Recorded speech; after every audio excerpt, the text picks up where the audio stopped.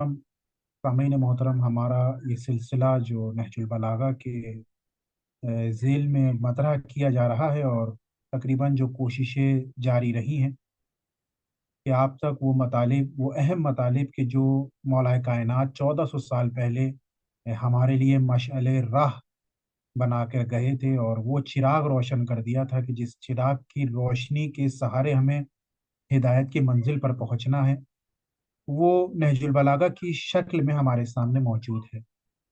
बस ज़रूरत इंसान की ये है कि इंसान अपनी ज़रूरत और अपने एहतियाज के हिसाब से इससे इस्तेफादा करती रहे। और कोशिश यही है कि वो अहम बातें, वो अहम मतालिब कि जो मौला कायनात हमारे लिए बयान कर रहे हैं, इंसानों के लिए बयान कर रहे हैं, आलम में इंसानियत के लिए बयान कर रहे हैं, उनके लिए वो मतालिब हम एक खुलासा तौर पर कहा जाए या एक इशारतन बात की जाए। मैं ये नहीं कहना चाह रहा कि मैं ये कहूँ कि उस खुतबे का हक हम अदा कर पा रहे हैं। हकीकतन हमारी कोई हैसियत नहीं है कि हम खुतबे का हक अदा कर सकें, लेकिन एक वो गोशा भी अगर हमारे आखिरत की कामयाबी का जरिया बन जाए, तो वो गोशा हजार उन गोशों से बेहतर है कि जो हम पूरी जिंदगी या पूरे दिन में हासिल करना चाहते हैं।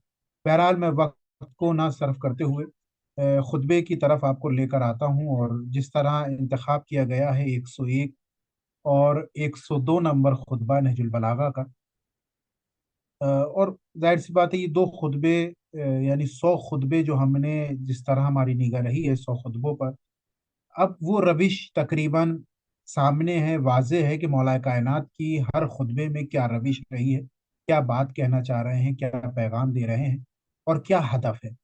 तमाम खुतबों का जरिया हम उसी को अपने लिए एक नमूना बना के रखें, और हमारे सामने वो बात वाज़ेह होती चली जाएगी। मैं पहले 102 नंबर खुतबे की तरफ लाऊंगा, उसके बाद 101 नंबर खुतबे की तरफ, क्योंकि 101 नंबर खुतबा जिस तरह खुद सैयद रजी का ये कहना है कि 102 नंबर खुतबा, इसका इशारा पहले किया जा चुका है। लेकिन बहरहाल, चूंकि एक मुकदमा बन जाएगा खूबसूरत, इस वजह से मैं पहले आपको 102 नंबर खुतबे की तरफ लेकर जा रहा हूँ नहजुल बलागा का। देखे इंसान की किस तरह मौलाए कायनात एक गुफ्तगू कर रहे हैं, लोगों को पैगाम दे रहे हैं। वाकई में दो खुतबे बेइंतहा खूबसूरत अपने लिए पैगामात को रखे हुए हैं। शुरू करते हैं कि जब बिस्मिल्लाह रहमान रहीम, मौला कायनात का बयान कि जब अल्लाह ने रसूल अकरम को भेजा, तो किन लोगों के दरमियान भेजा? उन अरबों के दरमियान भेजा जो किताब पढ़ने वाले नहीं थे। बहुत तवज्जो। उन अरबों के दरमियान भेजा जो किताब पढ़ने वाले नहीं थे, और ना कोई उनके पास रहनुमा मौजूद था। रसूल उनके दरमियान आते हैं, कहा मौला कायनात कहते हैं कि रसूल उनके दरमियान आए, आसमानी किताब को लेकर आए, और नबूवत और वही का दावा किया। आपने फकत नबूवत और वही का दावा नहीं किया, बल्कि उनको अपनी इताअत की दावत दी, और जो उनकी इताअत करते रहे, परवरदिगार की बारगाह में मोहम्मद सल्लल्लाहु अलैहि वसल्लम दुआ करते रहे कि परवरदिगार, वो लोग के जो मेरी इताअत कर रहे हैं, उनको कुव्वत अता कर, ताकि वो मेरे हर कदम पर कदम रख सके। मौलाना कायनात एक बात की तरफ लेकर आ रहे हैं, बहुत खूबसूरत नतीजा हमारे सामने आएगा। पहली बात क्या कही कि रसूल को भेजा, उनके दरमियान भेजा कि जो किताब पढ़ने वाले नहीं थे। रसूल उनके दरमियान किताब लेकर आए, और किताब लेकर आने के बाद नबूवत और वही का दावा उनसे किया, और फिर उनको इताअत की दावत दी कि आओ मेरी इताअत करो। अब जो मेरी इताअत करेगा, परवरदिगार की बारगाह में रसूल दुआ कर रहे हैं कि परवरदिगार, ये जो मेरी इताअत कर रहे हैं, इनको कुव्वत अता फरमा। अब यहाँ मौलाए कायनात कह रहे हैं कि दर हाली के, जब इस मकाम पर आप उन लोगों को निजात की तरफ ले जा रहे थे, और कब्ल इसके ये चाहते थे कि कब्ल इसके कि मौत इनके करीब आए, मैं इनको निजात की कश्ती पर सवार कर। यानी यहां से एक हदफ मौला कायनात रसूल खुदा सल्लल्लाहु अलैहि वसल्लम की बेसत का मकसद बता रहा है कि देखो, रसूल के आने का मकसद ये है कि वो इंसानों को निजात की कश्ती पर सवार करने आए, ताकि इंसान جو فتنے اور فساد میں زندگی گزار رہا ہے، وہ انسان کہ جو اپنے ہی سجائی ہوئی دنیا میں زندگی گزار رہا ہے، جو اس کو آخرت کی منزلوں کو طے کرنے کے لیے دشواری کا سبب بن جائیں گی۔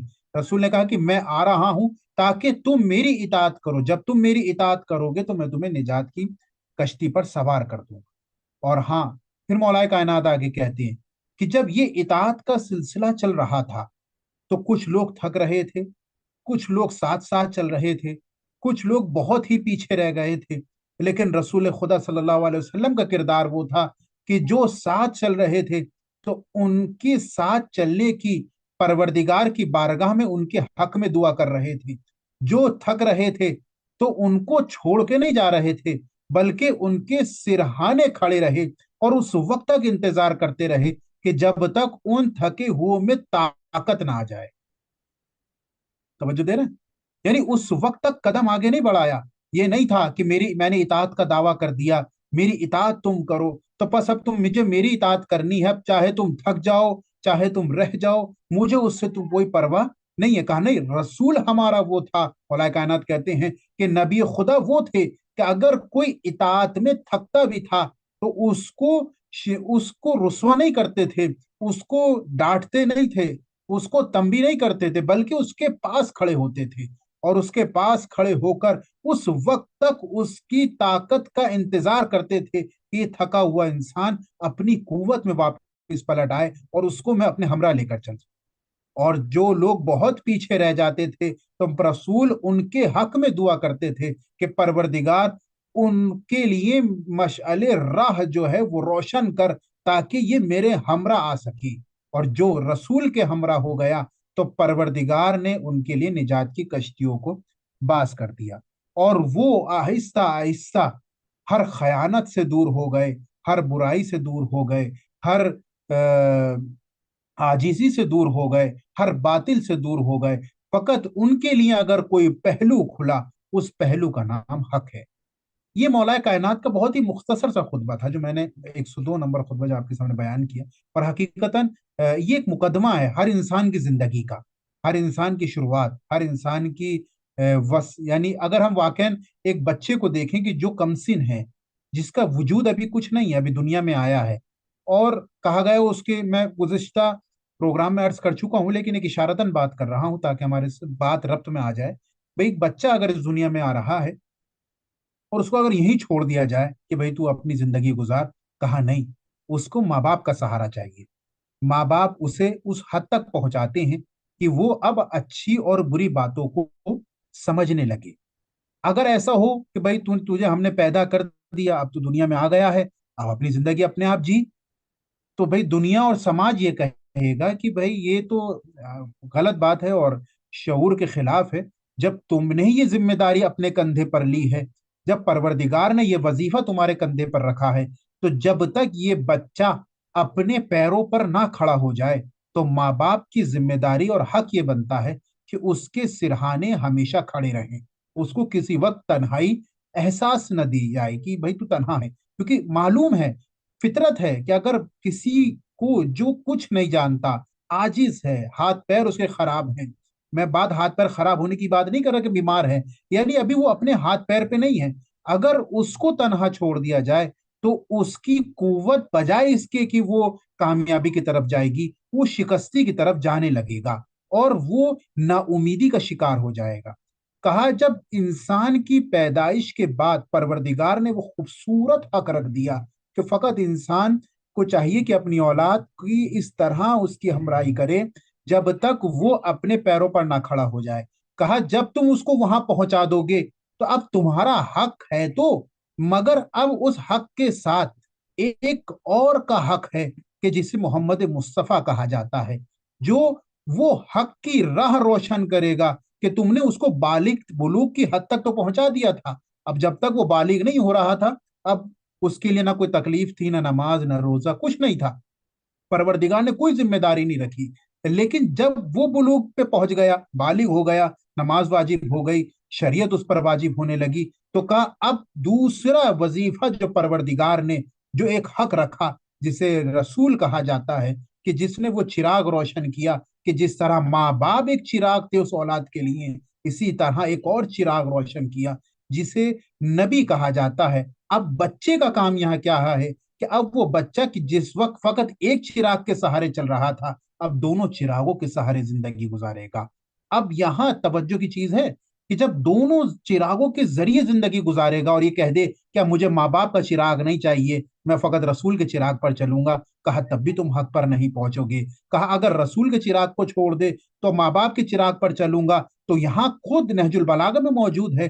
कहा वैल है उस शख्स पर कि जो फकत अपने माँ बाप का मुती हो जाए और दीन और ईमान से उसका कोई ताल्लुक ना हो. कहा नहीं, अब तुम्हें दोनों चिरागों की जरूरत है. अब जब तुम इस दोनों चिरागों पर जिंदगी गुजारोगे तो तुम्हारे दोनों कदम इस तरह चलेंगे कि तुम्हारा हर एक कदम दूसरे कदम के लिए सहारा बनेगा. ये मौलाए कायनात बड़ी ही खूबसूरत तरीके से बात कर रहे हैं. नहजुल बलागा वाकई हम शरह इसकी तरफ देखें, कहा तुम ये मत समझो कि तुम्हारे दो पैर हैं, ये दो पैर सही चल रहे हैं, बल्कि एक पैर तुम्हारे दूसरे पैर का सहारा है. कहा तुम देखो उस शख्स को कि जिसका एक पैर नहीं है, एक पैर है, तो उसे किसी एक मसनवी चीज की, एक खुद साख्ता बनाई हुई चीज की जरूरत पड़ती है ताकि वो अपने एक बचे हुए पैर को सहारा दे सके. तवज्जो है ना, एक बचे हुए पैर को सहारा दे सके. कहा इसी तरह इंसान अहमियत समझे माँ बाप की और साथ साथ अहले बैत की, कि अगर ये दोनों में से एक खत्म हो जाए और सुभान एक अल्लाह, क्या हमारे बात है। वजूद से दूर हो जाए तो इंसान फकत तारीकी और गुमराही के अलावा कुछ नहीं देखेगा. यहां बेशक अब अगर बेशक। हम 101 नंबर खुतबे की तरफ आए, बिल्कुल इसी तरीके से रब देते जा रहे हैं मौलाए कायनात. बड़ी खूबसूरत बात है वाकई, इंसान इस पर गौर व फिक्र करे. अब 101 नंबर की जो खुतबे की जो शुरुआत की है मौलाए कायनात ने, वो इस कदर खूबसूरत तरीके से की. कहा कि जब इंसान इस मंजिल पर हो गया, मेरी बात अब यहाँ तक जो वाज़ेह हो गई कि जब एक इंसान ऐसी मंजिल पर पहुंच गया कि अब वो बालिग हो गया है, और बालिग होने के साथ साथ जो है उसके सामने हक भी है और बातिल के रास्ते भी हैं, माँ बाप भी हैं, अहले बैत भी हैं, शैतान के भी रास्ते हैं, सब चीजें उसके सामने खुली हैं. अब तक परवरदिगार उससे कुछ नहीं कह रहा था. अब मौलाए कायनात कहते हैं कि अब उसकी जिम्मेदारी क्या है. कहा अब उसकी जिम्मेदारी यह है कि उसे जाहिदों की तरह जिंदगी गुजारनी चाहिए. अब यहां सवाल है फिर जवाब है. जाहिदों की तरह जिंदगी गुजारे और अपनी निगाह को दुनिया की तरफ इस तरह रखे जैसे जाहिद रखता है. मौलाए कायनात ये नहीं कह रहे कि मसलन आप अपने अंदर जोहद तारी कर दो, नहीं कर सकते. भाई एक इंसान मजबूर है इस दुनिया में कि भाई मैं गोशा नशीनी अख्तियार नहीं कर सकता. कहा अपनी निगाह यानी दुनिया की तरफ जो तुम देखो ना, तो अपनी निगाहों से मत देखो, बल्कि इस तरह देखो जैसे एक जाहिद देखता है. जाहिद कैसे देखता है? अब मौलाए कायनात के जुमले मैं उसमें लेकर आ रहा हूं कि दुनिया को जोहद की यानी जाहिद की निगाह से देखो, खुदा की कसम वो जल्द ही अपने रहने सहने वालों को अपने से अलग कर देगी. यानी जाहिद की निगाह क्या होती है? जाहिद की निगाह ये होती है कि वो किसी चीज से दिल नहीं लगाता. उसे ना माल से कोई मोहब्बत है, ना दौलत से कोई मोहब्बत है, ना शोहरत से कोई मोहब्बत है, ना मनसब से कोई मोहब्बत है, किसी चीज से उसको मोहब्बत नहीं है. क्यों? क्योंकि ये दुनिया जिस जो इसके साथ रहता, वो बहुत ही जल्द इसको अपने से दूर कर देगा और अमन और खुशहाली में बसर करने वालों के लिए रंज का जरिया बन जाएगी. यहाँ मौलाए कायनात बहुत खूबसूरत पैगाम दे रहे हैं. वाकई एक नौजवान हमारे इस चीज की तरफ देखें कि इंसान अगर फकत अपने लिए इस दुनिया को इक्तिफा समझ रहा है कि मेरे लिए दुनिया काफी है, जो आज की मादी परस्त और वेस्टर्न कल्चर हमारे सामने आ रहा है कि दुनिया में ये है, दुनिया ऐसी चल रही है, जमाना कहाँ पहुंच गया और हम कहाँ के कहाँ रह गए. अगर यही चीज हकीकत होती कि जमाना कहाँ पहुंच गया और हम कहाँ के कहाँ रह गए, तो यकीन जाने हमारा वजूद खत्म हो जाता. आज इस वेस्टर्न जमाने में, इस पेशरफ्ता दौर में, इस कामयाब जमाने में अगर नहजुल बलागा बाकी है, अगर कुरान मजीद बाकी है, अगर अहले बैत का जिक्र बाकी है, इस बात की दलील है कि इन्हें किसी दूसरे की जरूरत नहीं पड़ी, हमें इनकी जरूरत पड़ी ताकि हम अपने वजूद को बाकी रख सकें. ना कि हमारी वजह से नहजुल बलागा बाकी बेशक है, बेशक। ना कि हमारे वजह से कुरान बाकी. हमारी ये पेशरफ्ता दौर, मौलाना कायनात जो कह रहे हैं ना, ये बात हमारी तरफ है کہ دیکھو تم اگر اس سے سہارا لگاؤ گے نا تو یہ ختم ہو جائے گی، اور یہ رنج اور غم بھی تمہیں جو ہے یہ بہت جلدی، یہ خوشحالی جو ہے رنج اور غم میں بدل جائے گا۔ پھر کہا اور جو چیز اس کی میں اس کے یہ اس طریقے سے کنڈیشن ہے، میں آسان لفظوں میں کہوں کہ جس طرح کوئی چیز کھائی جاتی ہے اور وہ شکم میں چلی جائے، پھر انسان دیکھ نہیں پاتا کہ وہ شکم میں کس کنڈیشن میں ہے۔ کہا دنیا اسی کا نام ہے، تم دنیا میں غرق ہو جاؤ گے لیکن تم در حقیقت دنیا کو پہچان ہی نہیں پاؤ گے کہ دنیا کیا کر گئی، یہ اس لقمے کے مانند تمہارے شکم میں چلا گیا۔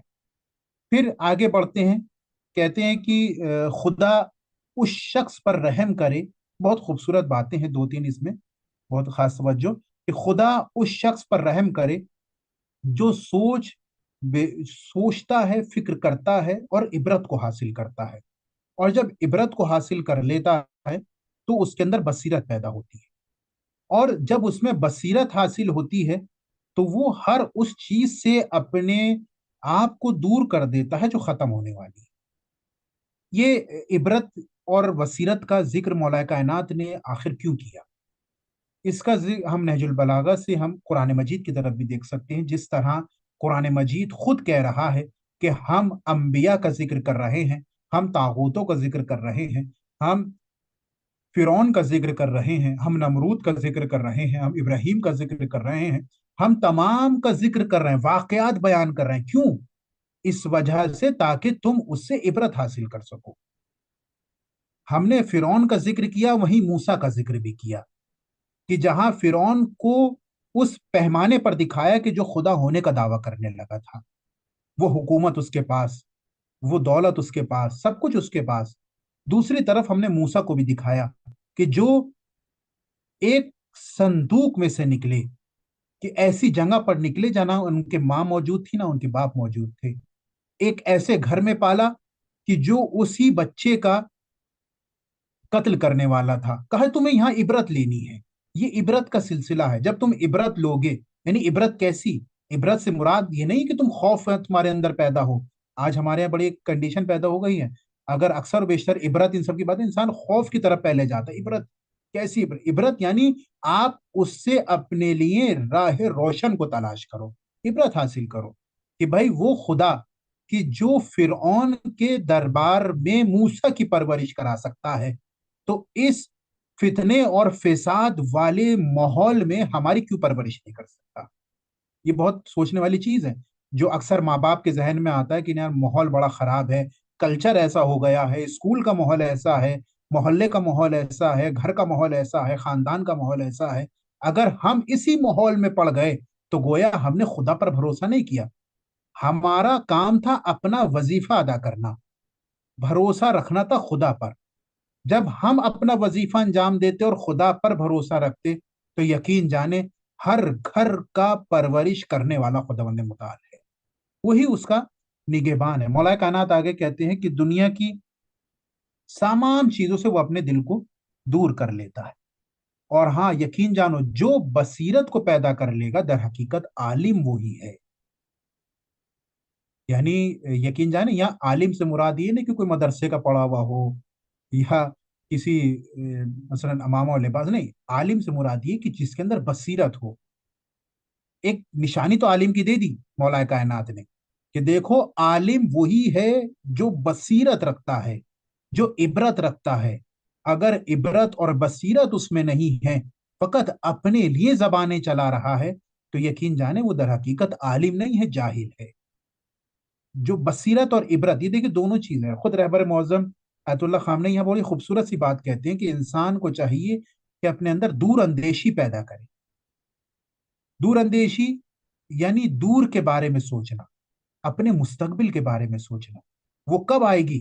کہ جب انسان عبرت حاصل کرے گا، جب انسان بصیرت کو حاصل کرے گا، جب یہ والی کنڈیشن اس میں آ جائے گی تو وہ انسان جو ہے وہ کامیابی کی طرف ہوگا۔ اب مولا کائنات کیا کہتے ہیں کہ عالم وہ ہے جو اپنا مرتبہ شناس اپنا مرتبہ شناس ہو، یعنی خود اپنے وقار کو جانتا ہو، اپنے مرتبے کو جانتا ہو، اپنی حقیقت کو جانتا ہو، اپنی کوالٹی سے آشنا ہو کہ خود ہے کیا۔ جب انسان کو خود اپنے بارے میں علم نہ ہوگا تو پھر وہ ظاہر سی بات ہے اسے کیا معلوم ہوگا کہ خود اس کی کیا اہمیت ہے۔ مولا کائنات کہتے ہیں کہ وہ اپنا مرتبہ جانتا ہو، انسان کی جہالت اس سے بڑھ کر کیا ہوگی کہ وہ اپنی قدر اور منزلت کو نہ پہچانتا ہو۔ یعنی عالم اور جاہل کا معیار مولا کائنات جو ہمیں دے رہے ہیں وہ یہ دے رہے ہیں کہ عالم وہ ہے جو اپنے مرتبے کو جانتا ہو۔ یعنی میں تھوڑی سی تقسیم اس میں کر دوں، پہلی قسم کیا کہ عالم وہ ہے کہ جو عبرت اور بصیرت رکھتا ہو، عبرت رکھتا ہو، کسی چیز سے نتیجہ نکالے، بصیرت رکھتا ہو یعنی صاف و شفاف دیکھے، سمجھے، گمنام نہ ہو جائے کہ اسے پتہ ہی نہیں چل رہا کہ حق کیا ہے اور باطل کیا ہے۔ بہت ہلکے اس میں بات کر رہا ہوں میں، کوئی اصطلاحوں کی طرف لے کے نہیں جانا چاہ رہا۔ دوسری قسم کیا کہی کہ عالم وہ ہے کہ جو اپنی مرتبہ اور اپنی قدر کو جانتا ہو۔ یہاں میں نے عرض کیا شروع میں کہ فقط یہاں عالم کی بات وہ نہیں ہو رہی کہ وہ عالم کے جو امامے میں ہو، وہ عالم کے جو ٹوپی میں ہو، یا وہ عالم کے جو ممبروں پہ نہیں، یہاں ہر ایک انسان ایک عالم کی نگاہ سے دیکھا جا رہا ہے۔ وہ انسان کہ جو اپنا مرتبہ جانتا ہے، اپنی قدر کرتا ہے، اپنے مقام کو جانتا ہے، اپنے آپ کو جانتا ہے، اور آسان کروں جو اپنے آپ کو جانتا ہے کہا وہ عالم ہے، اور جو اپنے آپ کو نہیں جانتا کہا دنیا میں اس سے بڑا جاہل کوئی ہے ہی نہیں۔ اب اپنے آپ کو جاننا اور اپنے آپ کو نہ جاننا، اپنے آپ کو جاننے سے مطلب کیا ہے؟ کہا اپنے آپ کو جاننے سے مطلب یہ ہے کہ وہ جانتا ہے کہ میں پروردگار کی طرف سے بھی آیا ہوں، خدا نے مجھے اس دنیا میں بھیجا ہے۔ جب خدا نے مجھے اس دنیا میں بھیجا ہے تو میرے لیے ہر وہ کام کہ جو میں اپنے وجود سے کروں گا، میرا دل کا دھڑکنا، میرا شکم، میرے ہاتھ، میرے پیر، میری زبان، میری آنکھیں، یہ سب کس کی عطا کی ہوئی ہے؟ اپنے آپ کو جان رہا ہے نا۔ یہ جو کہا ہے نا من عرف نفسہ فقد عرف ربہ، کہ جس نے اپنے نفس کو پہچانا اس نے اپنے رب کو پہچانا۔ بس جو اپنے رب کو پہچاننا چاہتا ہے، یعنی اپنے خدا کو پہچاننا چاہتا ہے، خدا کی معرفت کو حاصل کرنا چاہتا ہے، تو فقط اور فقط اب تک اپنے آپ کو نہیں پہچانے گا وہ خدا کی معرفت حاصل نہیں کر سکتا۔ اس کے بعد اس کے آخری ایک جز کی طرف خطبے میں آتے ہیں، مولا کائنات کہتے ہیں کہ وہ زمانہ ایک زمانے کی طرف گفتگو کی ہے۔ یہ بڑا ہی واقعا خوبصورت بات ہے، میں یہاں خاص توجہ چاہتا ہوں آپ کی، کہ کہتے ہیں کہ وہ زمانہ ایک ایسا آئے گا، بڑی خوبصورت بات۔ اب اس میں آپ دیکھیں یہ جز ہے اس خطبے میں، پہلا کیا جز بیان کیا، دوسرا کیا جز بیان کیا، اب تیسری جز کی طرف جو خود گفتگو کر رہے ہیں، کہا وہ زمانہ ایسا ہوگا کہ جس میں وہ خوابیدہ مومن ہی بچ کر نکل سکتا ہے، جو سامنے آنے پر جانا پہچانا نہ لگے۔ یعنی یہاں سے ایک بات ہمارے سامنے مل رہی ہے کہ دیکھو جب انسان ایک ایسے پلیٹ فارم پہ زندگی گزار رہا ہے، ایک ایسے ماحول میں زندگی گزار رہا کہ جہاں چاروں طرف عجیب ہی جیسے کہتے ہیں نا ہمارے سوسائٹی کے طور پر کہا جائے کہ ایک انسان جو ہے وہ ایک سوسائٹی میں زندگی گزار رہا ہے، بھائی یہ کیوں کمرے سے نہیں نکلتے، یہ گھر سے کیوں نہیں نکلتے، یہ دکھتے ہی نہیں، یعنی اس کو سب سے زیادہ ضلالت کی نگاہ سے دیکھا جاتا ہے کہ جو اس طریقے کی کو اپنے اندر حیثیت کو رکھتا ہے۔ کہتے ہیں وہ زمانہ ایسا ہوگا، ایک زمانہ گفتگو کر رہے ہیں کہ جس میں خوابیدہ مومن، خوابیدہ مومن سے مراد کون؟ کہا خوابیدہ مومن یعنی وہ مومن کہ جو زیادہ لوگوں کے درمیان نہ نکلتا ہو، کہا وہ جانا پہچانا نہ لگے، جب لوگوں کے درمیان آئے تو کہیں گے یہ بھی یہیں رہتے ہیں۔ جو ہے نا بات کو، بھائی اگر ایک مومن اگر کسی محلے میں آ رہا ہے تو وہ لوگ کہیں کہ یار یہ یہیں رہتے ہیں، ان کو کبھی دیکھا نہیں۔ یہ کہہ رہے ہیں ایک زمانہ ایسا آئے گا، اب وہ زمانہ کب کا ہے لوگ بہتر جانتے ہیں کہ یہی زمانہ ہے یا آنے والا زمانہ ہوگا۔ کہا کہ حقیقت میں، مولا کائنات کہہ رہے ہیں اس کو، حقیقت میں فقط وہی مومن کامیاب ہوگا کہ جب وہ لوگوں کے درمیان آئے گا تو لوگ یہ کہیں گے کہ یہ جانا پہچانا نہیں لگ رہا، یہ ہے کہاں کا۔ یہ ہے کون؟ یعنی مراد کیا ہے؟ مراد یہ کہ وہ ہر فتنے سے دور تھا، ہر فساد سے دور تھا، ہر غیبتوں سے دور تھا، ہر جھوٹ سے دور تھا، ہر فریب سے دور تھا۔ جب انسان کی کنڈیشن ایسی ہوگی تو کہا کہ اس کی تمام تر جو شکل ہے وہ اس طرح ہو جائے گی۔ اور دو باتیں بس، اس کے بعد بات کو تمام۔ ایک بات تو یہ ہو گئی مومن کی، دوسری بات جو آخری بات مولا کائنات نے اشارہ کی، ایک ہو گیا اس ایسا زمانہ آئے گا کہ جس میں ایک ایسا مومن ہوگا جو کامیاب ہوگا، جو پہچان جانا پہچان۔ دوسرا کون سا؟ کہا دوسرا یہ کہ وہ ایک دور ایسا ہوگا جس میں اسلام کا نام لینے والے تو ہوں گے لیکن اسلام کو جاننے والے نہیں ہوں گے۔ ان کے درمیان جو اسلام ہوگا نا، وہ در حقیقت حقیقی اسلام نہیں ہوگا۔ ان کے درمیان جو اسلام ہوگا وہ در حقیقت اصل اسلام نہیں ہوگا۔ ان کے پاس جو اسلام ہوگا وہ بالکل اسی طرح ہوگا جس طرح برتن کو الٹا کر دیا جائے۔ اگر کوئی برتن سیدھا ہو اور اسے الٹا کر دیا جائے تو کہا بالکل برعکس۔ اب یہ دو زمانوں کی طرف بات کی مولا کائنات نے، ایک وہ کہ جو ایسا زمانہ آئے گا کہ مومن پہچانے نہیں جائیں گے، دوسرا وہ زمانہ آئے گا کہ جس میں اسلام ایک الٹے برتن کی مانند نظر آئے گا، یعنی برعکس۔ جسے ہم اسلام سمجھ رہے ہیں، جسے ہم دین سمجھ رہے ہیں، جسے ہم حقیقت سمجھ رہے ہیں، در حقیقت وہ اسلام نہیں ہے۔ یہ واقع اکثر روایات ہیں، بہرحال ضعیف کی طرف تو نہیں جاؤں گا کہ میں ضعیف کہوں اس کو، لیکن کہا کہ جب امام کا ظہور ہوگا اور امام دین بیان کریں گے تو لوگوں کی زبان سے یہ جملہ نکلے گا کہ یہ جو بیان کر رہے ہیں وہ دین نہیں ہے، نعوذ باللہ، یہ چیز تو ہم نے آج تک نہیں سنی۔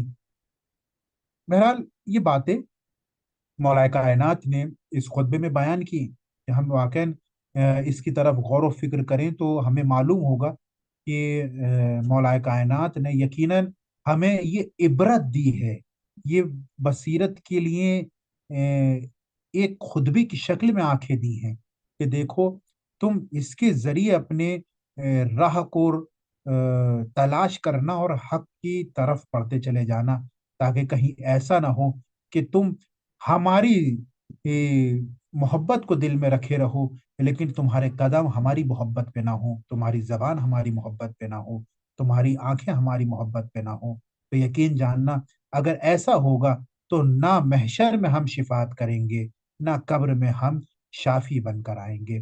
بس بات میں نے تمام کی۔ پروردگار کی بارگاہ میں دعا گو ہیں، یہ ایام چونکہ ایام فاطمیہ کے نام سے مشہور ہیں پورے بہرحال دنیا میں، اور ان تاریخوں میں بہرحال جناب فاطمہ زہرا سلام اللہ علیہا کا ذکر مسلسل بی بی سے ہی متوسل ہوتے ہیں۔ پروردگار تجھے واسطہ ہے جناب زہرا سلام اللہ علیہا کا، جتنے بھی لوگ بیمار ہیں ان کو شفا کاملہ عطا فرما۔ پروردگار تجھے واسطہ ہے محمد والے محمد کا، جتنے بھی لوگ جو اولاد ہیں ان کو اولاد صالح عطا فرما۔ جتنے بھی لوگ پریشان حال ہیں، مقروض ہیں، اپنی جو بھی دلی شرعی حاجات اپنے دلوں میں رکھے ہوئے ہیں، پروردگار ان سب کی حاجات کو قبول فرما۔ ہمارے امام کے ظہور میں تعجیل عطا فرما اور ان کے انصار میں کا شرف حاصل فرما۔ والسلام علیکم ورحمۃ اللہ۔ بہت بہت شکریہ مولانا منظور علی نقوی صاحب آپ کا کہ آپ نے آج 101 اور 102 نمبر خطبے کا جو ترجمہ کیا ہے وہ بہت ہی اچھی طریقے سے کیا، اور واقعی میں آج کل ایسا کچھ ہمیں دیکھنے کو مل رہا کہ جیسے کہ ہم اسلام سمجھ رہے ہیں وہ اسلام نہیں ہے، اور بہت سی چیزیں ایسی ہیں جو واقعی میں مولانا نے آج سے 1400 سال پہلے اپنی اس کتاب نہج البلاغہ میں کہہ دی ہے، اور ہم آپ کے بہت شکر گزار ہیں کہ آپ اس کو بہت آسان لفظوں میں ہمارے نوجوانوں تک اور ہم تک پہنچا رہے ہیں۔ میں اپنے تمام نوجوانوں سے گزارش کروں گا کہ وہ اس جو ہمارے ترجمے ہیں انہیں ضرور دیکھیں اور اس پہ عمل کریں۔ انشاءاللہ اگلے بدھ کو پھر کسی نئے خطبے کے ساتھ ملاقات ہوگی، تب تک کے لیے خدا حافظ، بہت بہت شکریہ۔